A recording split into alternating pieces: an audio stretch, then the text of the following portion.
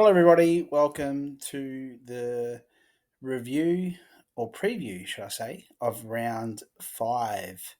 Um, 6 games in, and this week we've got two buys with Sydney and Collingwood having a bye this week.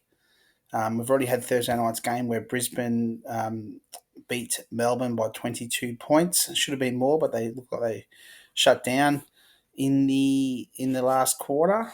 But first of all, let's get to the review of the games for this week. I'm going to try and make this one a quick one. Mike will be happy with that one. But let's go to first of all this week's games. Thursday, the game's done tomorrow. We've got the Dogs versus the Bombers. Saturday, the Giants versus the Saints. Saturday at Marvel, Carlton versus the Crows. We've got Port Adelaide and Freo on Saturday night, as well as Gold Coast and Hawthorn on Saturday night. If anyone wants to pay for me a ticket to fly up there, I'm happy for you to do that. And then Sunday, there's two games with the Cats versus North, and the upset of the round, West Coast will defeat Richmond. I've checked the weather for all the games, by the way, and it looks like every single game will be good weather at this stage, good weather for all the games. But let's get to game day. Let's have a look at it, and we'll start off with first versus bottom. Gators bitches play bottom of the ladder Bombers forever.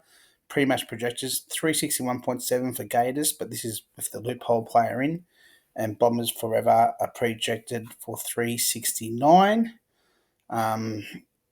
So far, as you can tell, Gators Bitches this week has had 51 points from Harris Andrews as a half-back, and Gators Bitch and Bombers Forever didn't have anyone in today's game. I've also loopholed Zorko, who I could play the utility for 92.5 or mid or follower. I'm going to go with the follower 52 points, so he'll jump in for Armity. So realistically, I'm at 102 points at the moment, which will change my projection to around 400. So if we look at the full four lines, King Charles versus Stengel and the two Taylor and Tyson.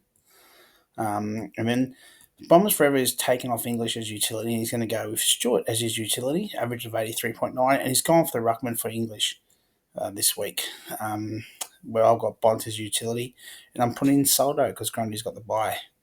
Midfielder, as we know, Zorko's going to go on as follower, but I've got John Newcombe, who had his best game this year last year. Hopefully he keeps that momentum going, but he'll be my midfield. I was thinking about Max Holmes, but I might go with Newcombe. And then Zach Butters, who last week had a great game, and Sheasel, who's just getting the numbers every single week out of the back line. Halfbacks, Jeremy McGovern's been averaging 64.5 and absolutely smashing it as a halfback this year. He's going to get his first game for Bombers Forever this week. And Harris Andrews got 51. And the two tacklers, Ollie Wines and Connor Nash, where Libba will be loopholed for Bombers Forever tomorrow night. So we'll see who he comes in for in that game. Then let's look at the next game. We'll look at second of the ladder, Punters Paddocks versus Sugar Daddies, top five. Oh, Sugar Daddies is 6, sorry. So second, Punters Paddock versus Sugar Daddies. The pre-match projections here, 388.7 for Punters Paddock versus Sugar Daddies 407.4. That was a pre-match projection. Now he's projected for 393.9. That's because Max Gorn got 59 points in the ruck, up 37%, whereas Bailey Fritz, though, was down 32% and got 23 points today. Petrarca was a loophole for Sugar, and he will probably stay on the bench looking at those numbers. And it also looks like Viney is going to stay on the bench looking at those numbers. Besides Gorn, the rest of the Melbourne midfield were just shocking today. So I can't see any of them getting the game. Hogan, probably leading Coleman, I think, at the moment. I'm not 100% sure, but he's on fire. He's going to be full forward this week, moved from his normal half forward spot. And Ainsworth against the Hawks, bad move. He's going to do nothing at half forward. Rosie, gun 3 goals, 30 possessions last week. What a game. He's a half forward, 44.1. Dawson, he's getting the numbers, but besides that, he's not doing much with it. But our game doesn't mean that. Just needs to get numbers for our game. He's in utility, and Sarong averaging 95.3 stays in his spot. As we said, going with the midfield and Cherry against Geelong. You should be all right. I reckon he might get 35, 40 hit outs. Trelaw, getting the numbers as always, and Rao against the Hawks. Normally has a pretty. Well, lately last 2 times I think he's had a pretty good game against the Hawks. Let's just check that. Last year versus Hawthorn, I know 10-10, but he's had a better season this year. The year before, he got, I don't know, hasn't done anything against the Hawks, but he is having a good year this year. He's back to his first 3 game best, if that's a thing. And Tim Kelly, those numbers are down. He should be better than those numbers. And with Sinclair probably play a bit more mid this week, who knows, against GWS. Ed Richards as a halfback, probably the weakest spot from Hunter's paddock. So he might be looking for a halfback to trade or draft. And Wangani Malira is getting the numbers. And Setterfield's a tackler, 41.2. He's, I presume he's in the team. I don't think Michael's done the teams yet. I think he's a bit late on that, but I'm assuming Setterfield is in the team. And then obviously Riley and Atkins as a tackler there. If I have a quick look at the Bombers team this week. Sorry about this, guys. Players, summary. In Durham, in that, Will Setterfield is out. So Sugar will need to change his team before tomorrow night's game because Setterfield is not playing. So let's look at the next game. We'll go with Top Guns versus Maltese Falcons. It's 9th versus 4th. Pre-match projections. Top Guns is projected to win this one. 362.3. With Falcons, I was saying how good he's been at the start of the year, but he's been a bit down lately, and he is missing a couple of players this week as well. His pre-match projection is 352. No Dacos or no Chad Warner for the Falcons this week. So let's have a look at it real quickly. Dusty against the West Coast is going to go full forward. It's a bit of a risky move there by Top Guns, but he's 9th and he needs to get a win. He's lost 3 games in a row. And Harry Mackay, Adelaide's a bit down, so Harry Mackay you think will stay 39.5 at average, and he probably will get that. Houston hasn't moved from half forward, hasn't really worked at half forward either. William Drew's probably been a better half forward, but he needs to utilise him as a tackler, so maybe he needs to look at changing something around there. And Bonner, better halfback, but half forward still averaging 34.1. You can't complain about that. Anderson and Greens are the utilities. Tom Green, I think the stat was he's never won at Canberra, but he's from Canberra, so you think he'll have a good game. Witts in the ruck, getting back into the lineup against Lloyd Meek. So they're actually against each other as well, so that will be interesting. Duggan and Cripps in the midfield, with Laird and Miller both all averaging about the same. Ryan's been great this year, 67.4 as a halfback. That might be the best halfback score, I think, him or Tom Stewart. I could have a look, but I can't be bothered. And Stephen May got 65 tonight, up 39% on his usual score. So what's that make? His projection from 352 to 370, his projection is now. And he interchange Wiedering as a halfback. Interesting move. Have you got anyone else to put in that position? No. Buy. Jesus, lots of buys. Bruce probably isn't going to play. Rory Love's not playing. Bailey, mate, you have got no one. So you've really got no other choice, do you? Oh, that's what it is. That's what it is. Geez, can't wait for the mid-season draft on that one, Dash, can you? And no tackler selected for... Oh, he's got struggling as well. This game's thrown me out completely. Maybe you can put Mason Redmond somewhere to try to get a tackler. Interesting. Putting Kieran Briggs as his interchange to see how he goes as a tackler. But he might be stuck. That game's Saturday night. I know, you could see how that goes. It might work. We'll see what happens there. Good luck. All right, so let's look. So that's that game there. Let's go to the next game. It is Top Gods of Olympus versus Renegades, 8th versus 7th. These two teams, look, they're 8th and the 7th, but apparently the highest scoring teams in the comp, so they tell us.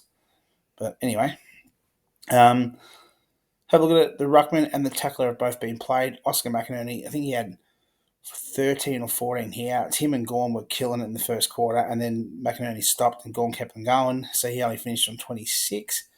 And Dunkley had a good game possession-wise, but didn't get that many tackles and only finished on 27 points. I think he only had 3 tackles for the game or something like that. 4 tackles for the game. So he finished on 27. Excuse me. Hawkins against North Melbourne as full forward. Unless he's laid out, he should clean up in this game against Marshall and Bolton and Green. Bolton's been on fire. Mick, wonder if Mick wants him to do well, but still wants him to lose. We'll see what happens then. And Toby Green against St Kilda.